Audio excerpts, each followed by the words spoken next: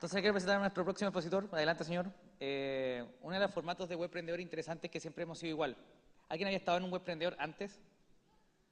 Ya, ustedes conocen el formato. Yo creo que si vienen de nuevo porque les gusta, porque vamos bien rápido y tratando de tener la mayor cantidad de información posible que le podamos robar a nuestro speaker y meterla en nuestras cabezas, pero así como si fuera un Matrix, así como... entonces quiero presentar a Nada Aracena. Lo interesante es que Nada Aracena conoció primero a mi padre antes que a mí. Lo conociste en Orlando y después nos conocimos, y Hernán ha estado, yo creo que los últimos 3 años trabajando en proyectos digitales, ayudando a muchos emprendedores. Es venezolano, estuvo viviendo y todavía creo que vive en Estados Unidos, ya tenéis novia gringa y todo. Lo interesante que tiene es que ha estado siempre buscando, ahora está con un proyecto que se llama hoja.la. Y yo creo que tú le vas a contar un poco más de esa experiencia, de cómo es emprender y darle y darle y darle, y también estar en Estados Unidos, que estuviste en TechCrunch Disrupt hablando con Paul Graham de Y Combinator, ¿no es cierto? Cuéntanos todo eso. ¿Se escucha? Sí, se escucha perfecto. Bueno, genial estar aquí, tengo mucho tiempo queriendo venir a... Dale con este. Aló, aló, aló, aló, aló, aló. ¿Tú sigues con eso? ¿Aquí? Sí. Ok. ¿Hay que prenderlo? No quiero meter mi mano ahí, güey. No te preocupes, bueno. Si no lo pones, no importa. Ahí está prendido. ¿Está prendido? Aló, aló.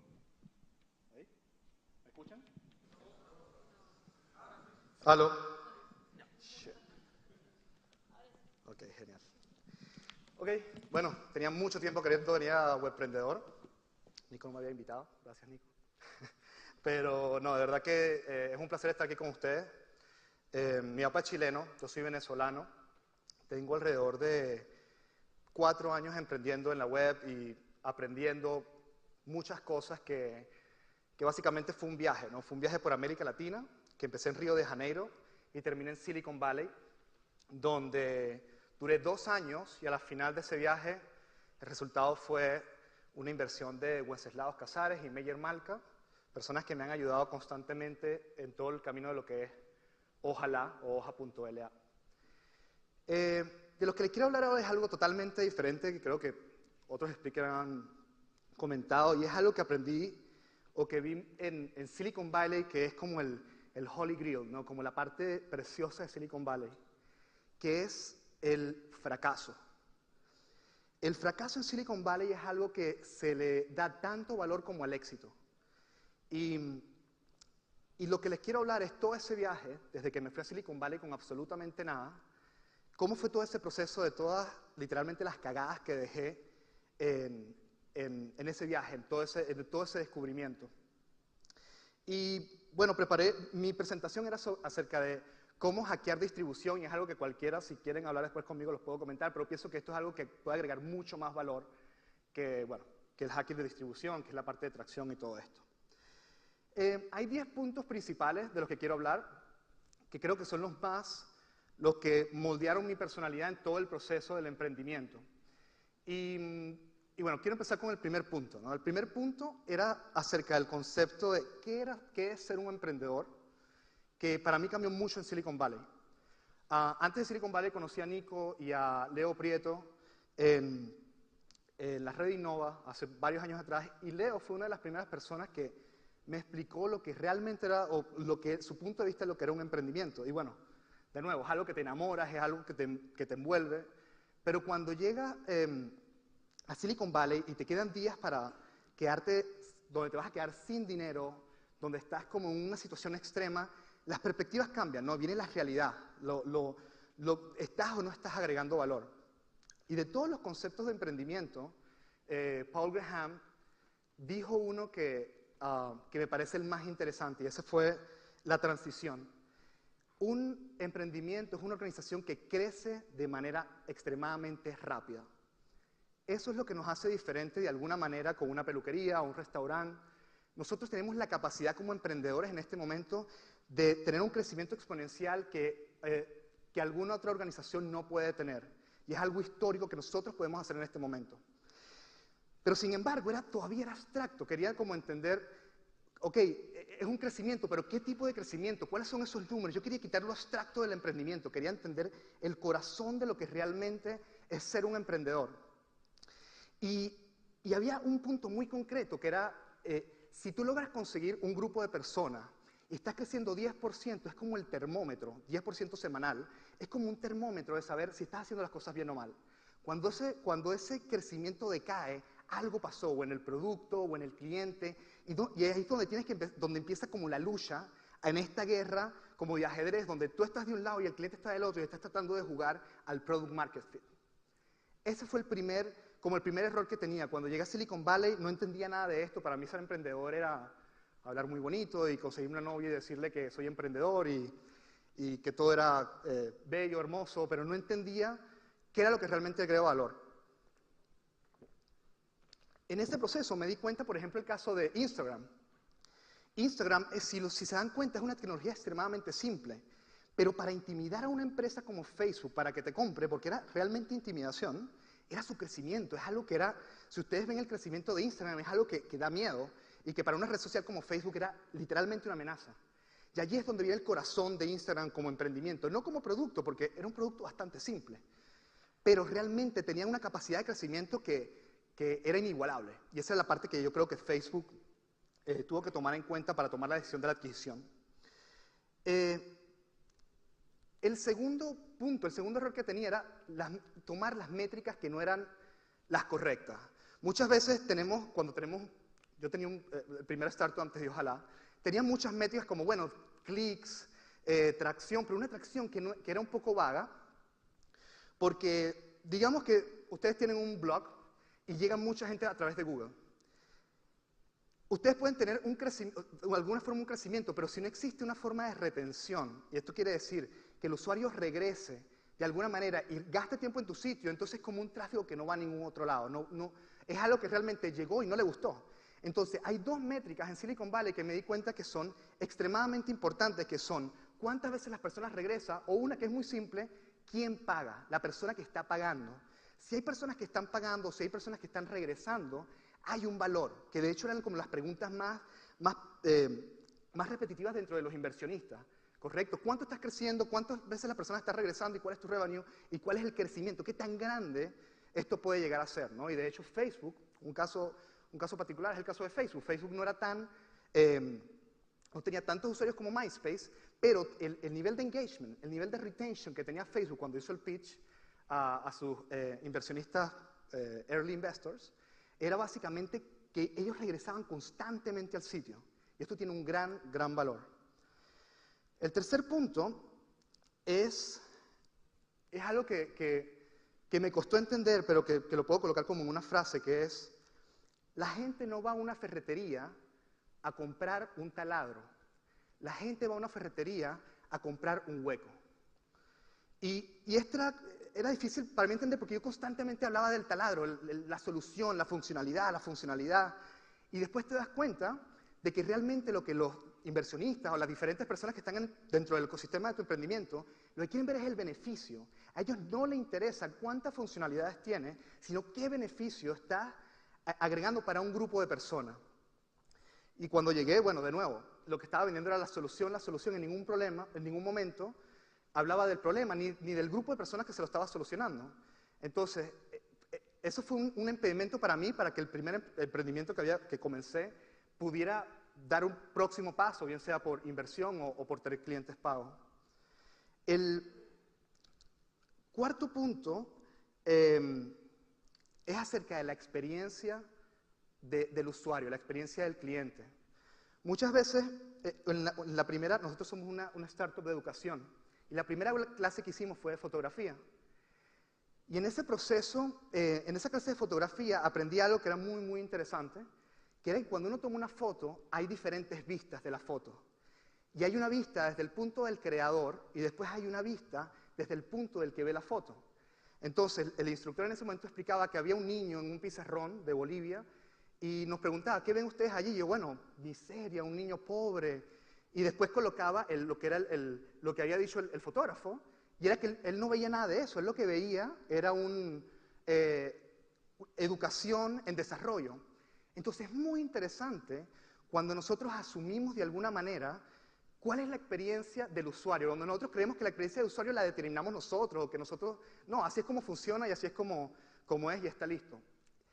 Y una de mis recomendaciones, si están en la parte de web o aplicaciones, es entréguenle la aplicación o entréguenle el programa web a un cliente o a un usuario y miren cómo se comporta.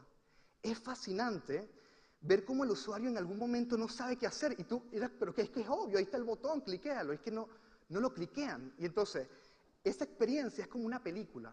De hecho, una de las soluciones que nosotros aplicamos en Ojalá es crear esta historia, la historia antes de la aplicación, qué estaba haciendo, dónde estaba, en qué ambiente se desarrolla el cliente o el usuario y qué es lo que hace. Y después esa hipótesis la llevamos a ver si de verdad el usuario hace esto.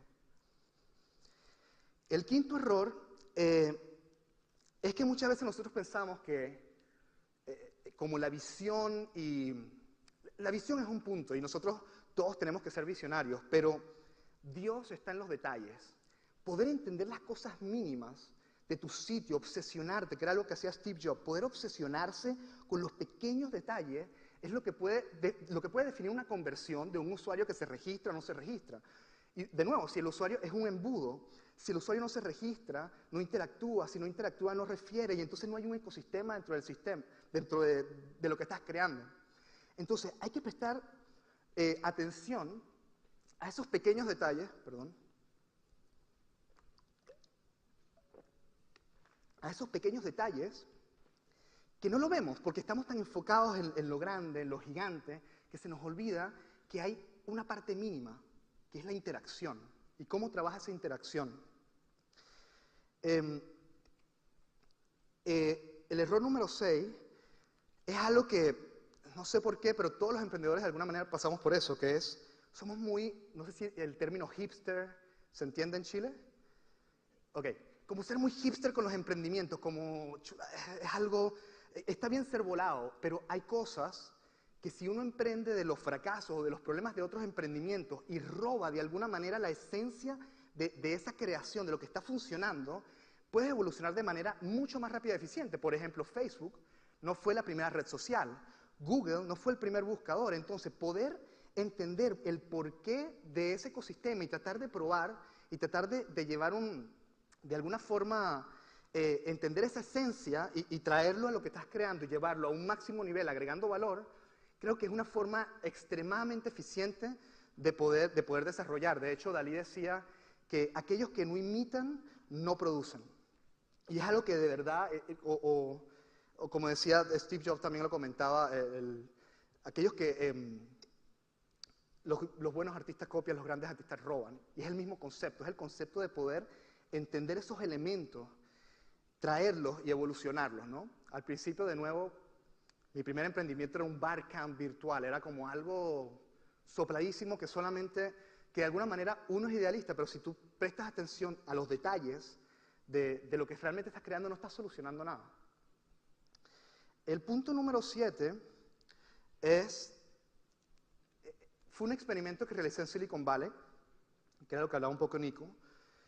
Dentro de las transiciones del startup que funcionó y no funcionó, yo hice un experimento. Yo me di cuenta de que dentro de Silicon Valley había como una situación de que todo tiene que ser sexy, todo tiene que ser trendy, todo tiene que brillar. Y en esa situación, en TechCrunch Disrupt, hice algo bastante divertido, que fue que hice un pitch falso, algo que no existía, solamente para demostrar si realmente las cosas que puede que no agreguen valor, pero que son sexy, funcionan.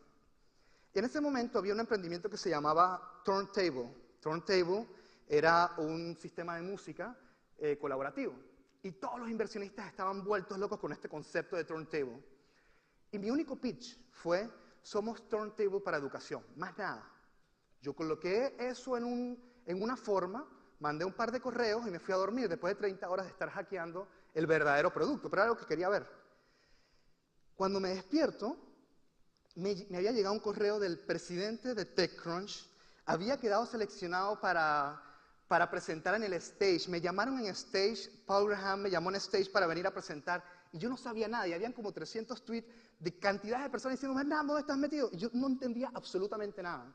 Y esto fue un experimento que me hizo entender que muchas veces el hecho de crear algo sexy o algo que no es real, no necesariamente quiere decir que estás emprendiendo, no necesariamente quiere decir que estás agregando valor. Lo que quiere decir es que hay muchos inversionistas y muchas personas que son como ustedes, son personas que tienen perspectiva, y claro, como ven esto brillando y educación que es gigante, boom, se enseguida como que le explota la mente y listo, vamos a invertir. Pero la realidad es que las cosas, lo que yo personalmente he apreciado es que los startups o los emprendimientos que no son sexy, que son de alguna manera, es como que, chuta, pero es que no le ves como mucho brillo, son los más, como los que de verdad van a crear algo gigante por el simple hecho de que si están haciendo pitching de algo sexy es porque de verdad saben que es una solución, es algo como, bueno, sé que no es sexy, pero es la realidad de lo que estamos viviendo y ellos tienen la data, ellos son los que están día a día interactuando con los clientes.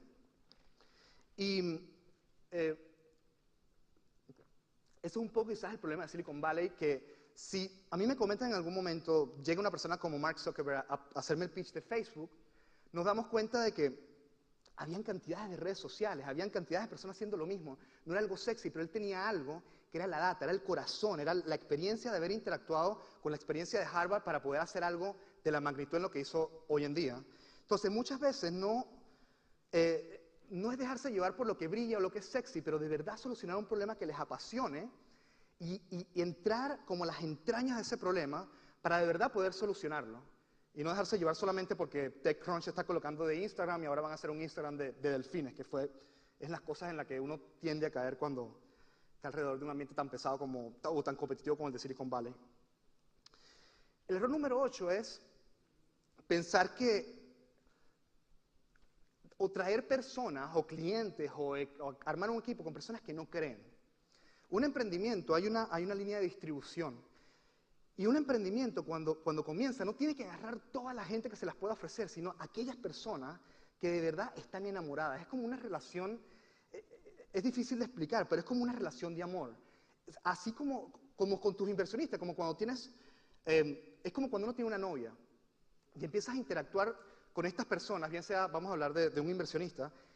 Ese inversionista no está viendo que tú sabes lo que vas a hacer o que vas a crear un gran startup, pero se tiene que enamorar de ti, se tiene que enamorar del concepto, del emprendedor, y ahí es donde empieza todo. Es una relación 100% de amor, es una relación literalmente de amor, no es una relación, porque cuando tú estás empezando no tienes ninguna forma cuantitativa, por decirlo, ningún revenue o algo por el estilo para decir, estamos creciendo como locos. Entonces al principio lo único que tienes es tratar de que esa persona diga, wow, este tipo o esta persona de verdad conecta con el tipo de inversión que estoy haciendo, o igual con tu co-founder, o igual con tus clientes. Al tener un grupo de clientes que realmente son apasionados del producto y empezarlo a escalar desde allí, estás creando un producto para ese grupo y empiezas como a descubrir todo lo que va dentro de las entrañas del emprendimiento, que fue, de nuevo, la misma estrategia que siguió Twitter en Southwest by Southwest, o Dropbox cuando lo hizo con la comunidad de Dig.com.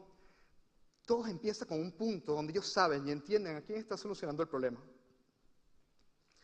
En el problema número 9, es que cuando estamos en una era donde tenemos demasiadas opciones, yo creo que los grandes creadores, sucesores o los creadores mucho antes de nosotros, tenían una opción. Tengo que crear la electricidad, y se enfocaban y se obsesionaban, pero nosotros tenemos tantas opciones que es una desventaja a veces, porque nos dispersa en diferentes cosas que realmente no nos permiten ver o no nos permite madurar una idea que quizás al principio no arrancó, pero cuando la vas madurando, cuando la vas creciendo, te das cuenta que a largo plazo sí funcionaba. Y ese error fue no enfocarme. Una de las cosas más grandes que hizo Wences y Mickey cuando yo estaba en Silicon Valley fue, me desaceleraron, me pararon y me dijeron, ok, concéntrate en una cosa a la semana, practica una cosa a la semana y ve, no importa que estés experimentando porque vas a iterar, pero enfócate específicamente en un tiempo donde tú digas algo funcionó o no funcionó.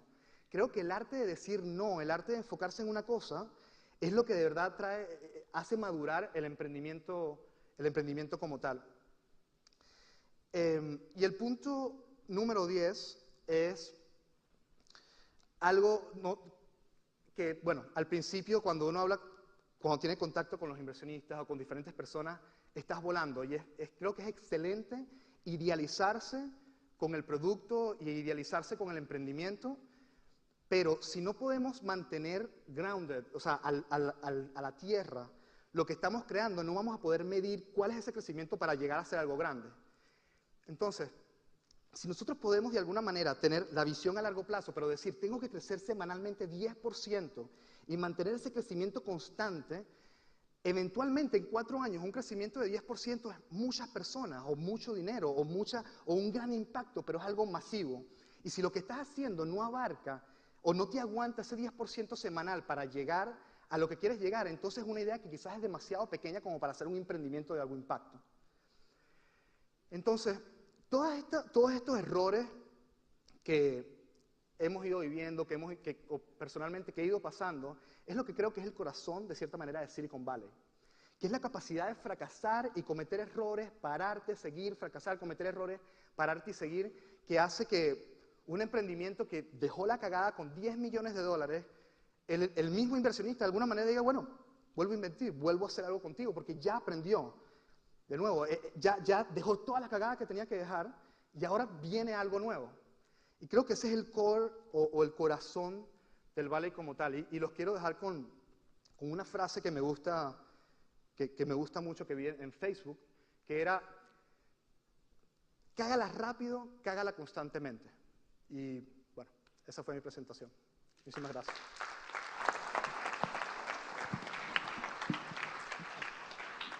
No os bajéis. Un poquito. ¿Alguna pregunta sobre los errores que uno comete en Silicon Valley? Silicon Valley, yo que estoy de acuerdo contigo. Silicon Valley yo estuve, hicimos muchos más amigos viviendo allá. Es muy competitivo, muy competitivo. O sea, es tan competitivo que la gente empieza a buscar el Instagram para los delfines. Es horrible. Y el problema es que a veces la gente pierde como foco. Como que pierden el sentido de lo que realmente están haciendo. Así que muchas gracias por tu presentación, Hernán. Y seguimos con nuestro amigo Cristian Van der Heijden. Un gran aplauso. Tengo alrededor de 4 años emprendiendo en la web y aprendiendo muchas cosas que básicamente fue un viaje, ¿no? Fue un viaje por América Latina, que empecé en Río de Janeiro y terminé en Silicon Valley, donde duré 2 años y a la final de ese viaje el resultado fue una inversión de Wenceslaus Casares y Meyer Malka, personas que me han ayudado constantemente en todo el camino de lo que es Ojalá o Hoja.la. Si no lo pones, no importa. Sí, está prendido. ¿Aló, aló? ¿Ahí? ¿Me escuchan? ¿Aló? Shit. Ok, genial. Ok, bueno, tenía mucho tiempo queriendo venir a Webprendedor. Nico no me había invitado, gracias Nico. Pero no, de verdad que es un placer estar aquí con ustedes. Mi papá es chileno, yo soy venezolano.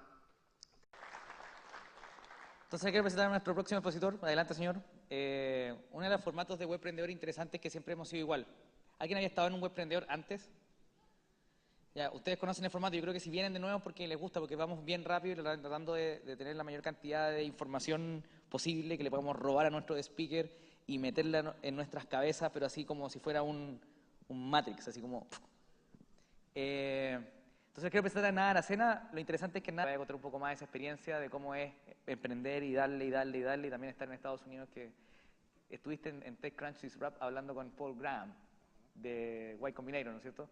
Cuéntanos todo eso. ¿Se escucha? Sí, se escucha perfecto. Bueno, genial estar aquí, tengo mucho tiempo queriendo venir a... Aló. ¿Aquí? Ok. ¿Hay que prenderlo? No quiero meter mi mano ahí. Nada Aracena conocí primero a mi padre antes que a mí. Lo conociste en Orlando y después nos conocimos, y Hernán ha estado, yo creo que los últimos 3 años trabajando en proyectos digitales, ayudando a muchos emprendedores. Es venezolano, estuvo viviendo y todavía creo que vive en Estados Unidos. Ya tenéis novia gringa y todo. Lo interesante que tiene es que ha estado siempre buscando. Ahora está con un proyecto que se llama Hoja.la, y yo creo que tú le